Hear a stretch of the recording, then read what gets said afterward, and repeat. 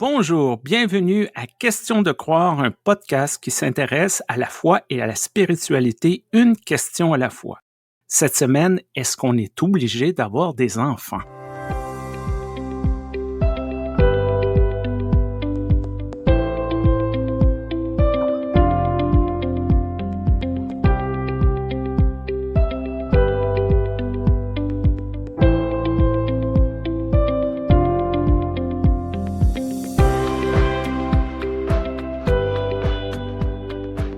Je sais pas si on est obligé d'avoir des enfants, Stéphane. D'ailleurs, je te salue et je salue aussi Darla Sloan qui nous rejoint, ministre de l'Église protestante unie du Canada. Bonjour Darla. Bonjour Stéphane, bonjour Joanne, ça me fait plaisir d'être là avec vous aujourd'hui. Eh ben oui, et pour un thème aussi important. Moi, à titre personnel, je voulais 5 enfants. Alors ça, c'est clair et net. Et quand j'ai rencontré mon mari, c'est l'une des premières choses que je lui ai dites. Ça l'a pas surpris du tout. Comme il est neurodivergent, l'avantage des personnes neurodivergentes, c'est qu'elles sont rarement surprises par les saillies des extravertis. Et il m'a dit, ouais, 5, moi aussi, ça m'intéresse. Partons là-dessus. Et au bout de 3, c'est vrai que je me suis un peu posé la question de est-ce que je continue à faire des bébés, ce qui est quand même un boulot à temps plein et très fatigant, ou est-ce que j'essaye de lancer ma carrière et de faire un peu autre chose. Et donc, j'en ai parlé à mon mari qui m'a dit, ah, tu sais quoi, on va essayer l'adoption. Et en fait, c'était hyper intéressant parce que quand on s'est tourné vers des agences d'adoption, ils nous ont demandé si on avait des problèmes de santé ou si nos enfants en avaient. Alors non, on a dit non. Ils ont dit, ah non, alors écoutez, laissez les enfants et les bébés aux gens qui ont des problèmes de santé ou qui, lorsqu'ils conçoivent naturellement des enfants, ont des enfants qui ont des problèmes de santé. Et donc, d'un seul coup, on s'est dit, ça doit pas être si important d'avoir 5 enfants finalement. Et on s'est arrêté à 3.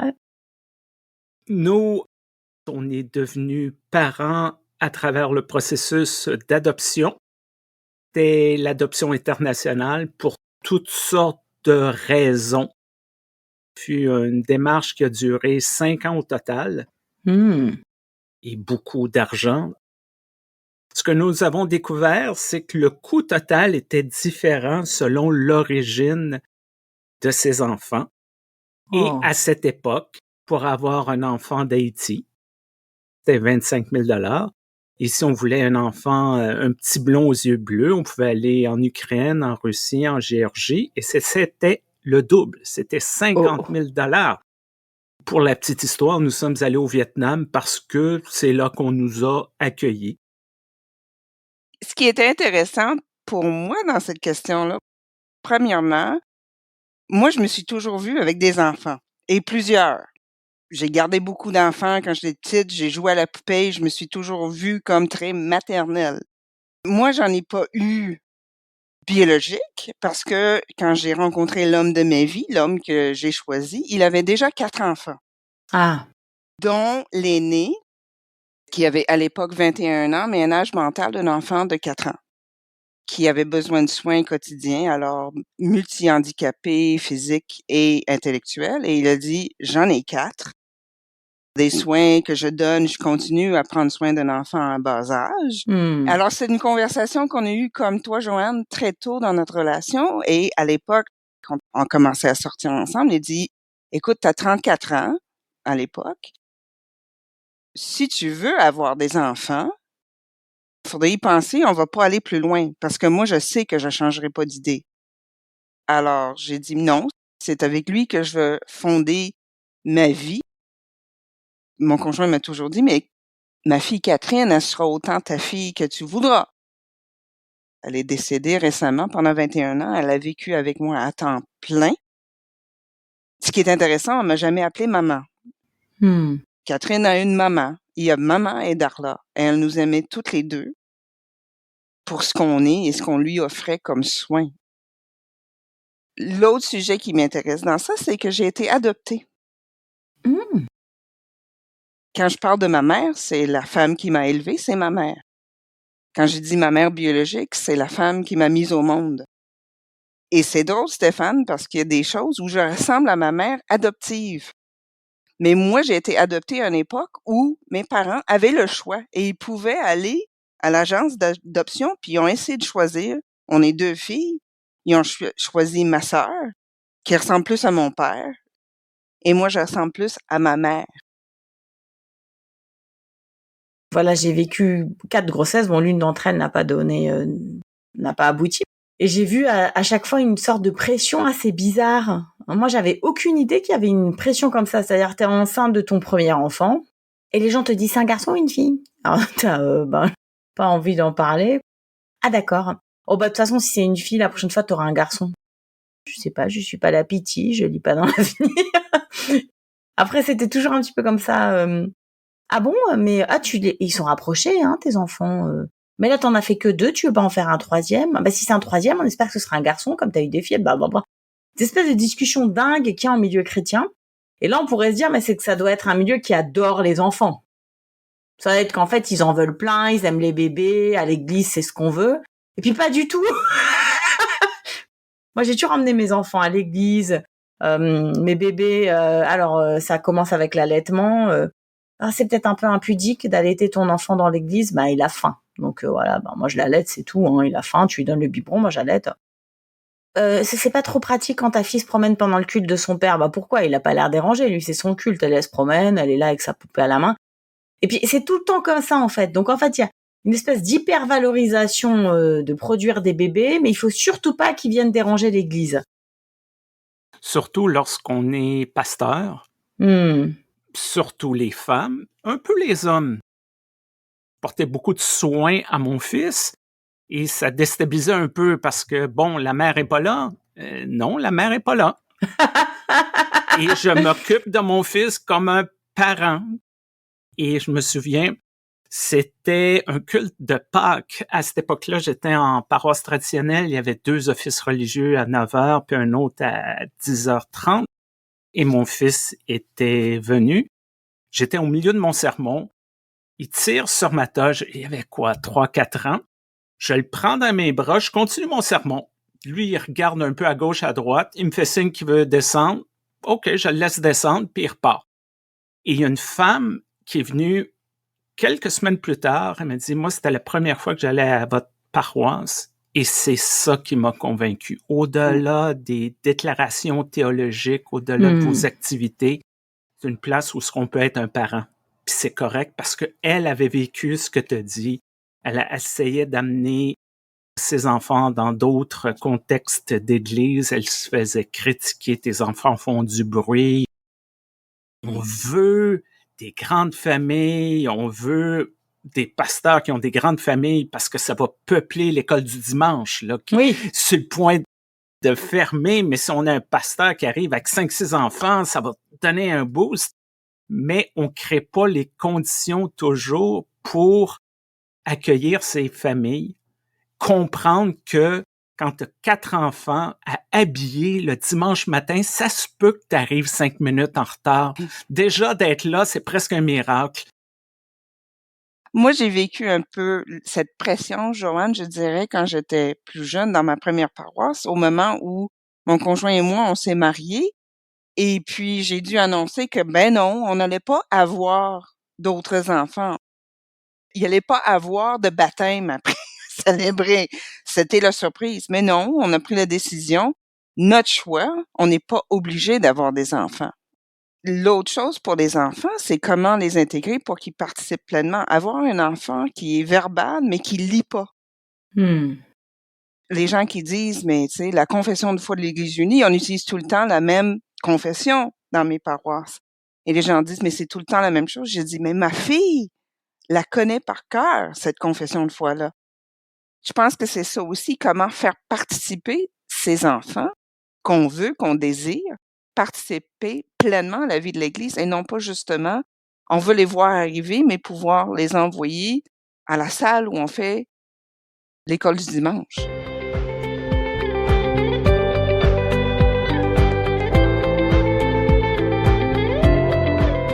Alors moi, quand j'ai eu mes bébés, mes enfants, tout ça, j'ai eu une petite période assez intrusive où je reproduisais envers les autres ce qu'on m'avait fait subir. Donc je posais des tas de questions. Alors, et tout, tu vas avoir des enfants, ça, t'en veux combien? Est-ce que tu vas donner un petit frère à la petite sœur? Enfin, franchement, des questions qui n'ont aucun sens, qui ne font pas de sens en fait spirituellement. Je veux dire, c'est culturel en fait. Puis surtout, c'est très oppressant pour les femmes parce que jusqu'à nouvel ordre, c'est nous qui les portons, tous ces fameux bébés. Et donc, du coup, au fur et à mesure de mon émancipation aussi d'une certaine culture d'église, j'ai changé vraiment mon paradigme. Mais moi, je parle plus jamais aux gens, aux femmes ou aux personnes ayant un utérus. J'en parle plus jamais du fait, tu veux des enfants, t'en veux combien, tu veux quoi. En fait, les gens, ils savent que je suis mère. Ils savent que ça joue un rôle très important dans ma vie, que j'ai beaucoup de bonheur à avoir 3 filles, très constitutif de mon identité maintenant d'être mère, c'est très intégré à moi. Et donc, du coup, ils viennent m'en parler spontanément, j'ai pas besoin d'aller les chercher sur ces sujets-là. Et puis, c'est vrai qu'il faut pas qu'on oublie aussi toutes ces questions dont on parle un peu trop dans la Bible, qui sont assez omniprésentes sur les questions de stérilité et de fécondité. Et ça continue quelque part, je crois, à influencer plutôt négativement nos cultures d'église. Et puis, il y a ce truc, comment on dit là, avoir beaucoup de flèches dans son carcan. Alors ça aussi, pour produire, comme si avoir des enfants, c'était une réussite ou un exploit. Donc, même qu'on est dans des milieux comme moi, l'utéro-réformé, où il y a une diversité, même comme chez vous, où c'est uni avec une diversité plutôt progressiste, il y a toujours, concernant les questions familiales, je trouve qu'on revient souvent sur des choses assez conservatrices. Je sais pas ce que vous en pensez. Il y a une femme récemment qui m'a écrit « As-tu des exemples dans la Bible de femmes qui ont choisi de ne pas avoir d'enfants? » Et je savais pas quoi lui répondre. J'en ai pas trouvé. Et c'est ça l'histoire biblique, c'est toutes ces femmes qui sont stériles ou qui ont de la difficulté à enfanter, qui sont tristes et leur foi leur permettent de le faire et c'est une bénédiction de Dieu. On est heureux. Bravo, ça inspire peut-être des personnes qui sont dans ces contexte-là, mais c'est la violence, je pense, que tu soulèves pour ces femmes qui choisissent, pour toutes sortes de raisons, Darla en a parlé, mais il y en a plein d'autres, de dire, moi, c'est pas ça, puis c'est correct, puis je suis quand même une bonne personne. Je sais pas si les siècles et des siècles de clergé masculin a beaucoup influencé. Je pense que oui, ça doit pas être la seule réponse. D'avoir plus de femmes en position d'autorité dans le clergé, dans la hiérarchie des églises, peut-être ce sujet-là va revenir un peu plus. Qu'est-ce qu'on dit à ces femmes-là? Qu'est-ce qu'on dit à ces couples, à ces personnes? Mais je pense que tu as touché un très bon point, Jeanne.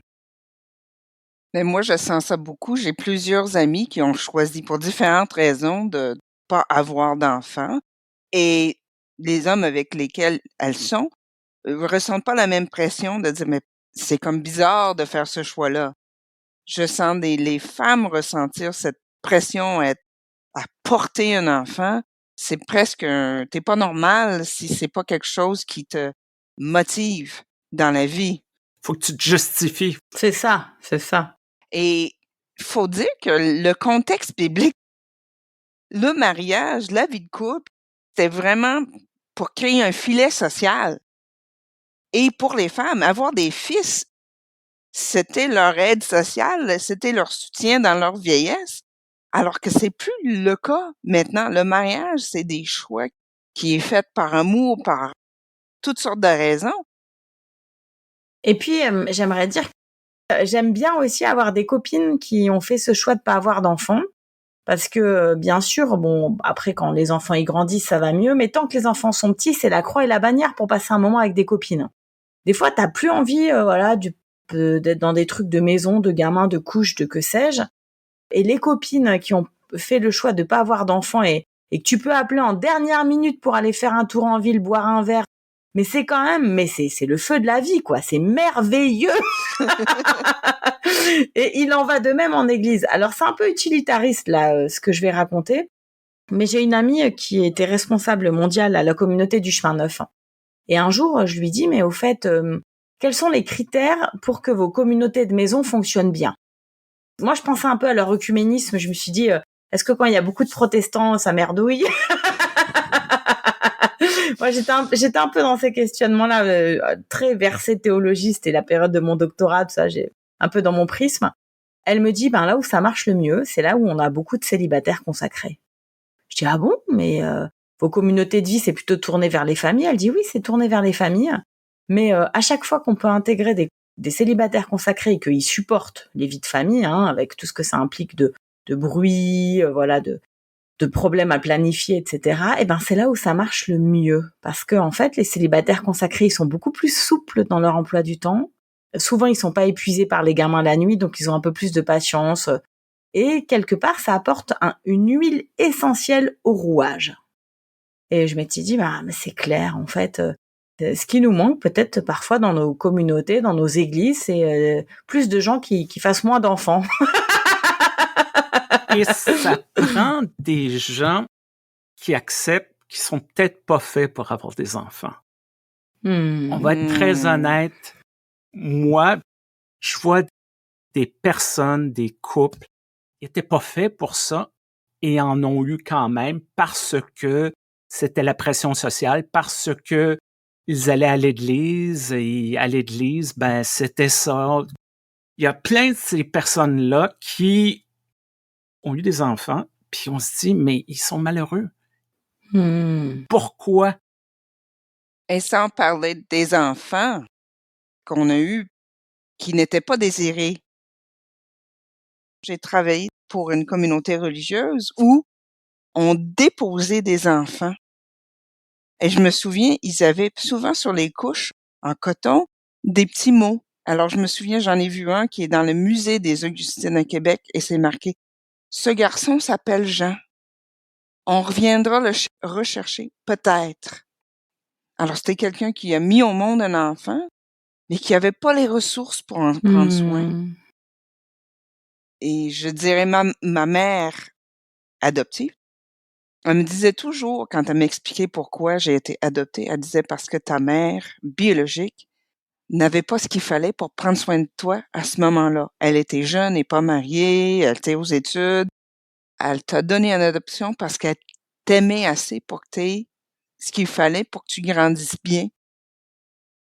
Combien de fois des enfants, par toutes sortes de pressions, sont mis au monde et puis on n'a pas les ressources pour en prendre soin.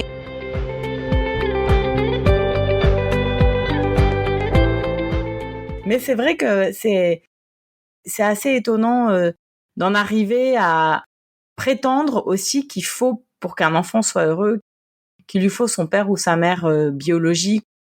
Comment est-ce qu'on peut savoir ce qui rend un enfant heureux? Ce qui rend un enfant heureux, finalement, c'est d'avoir des adultes qui prennent soin de lui.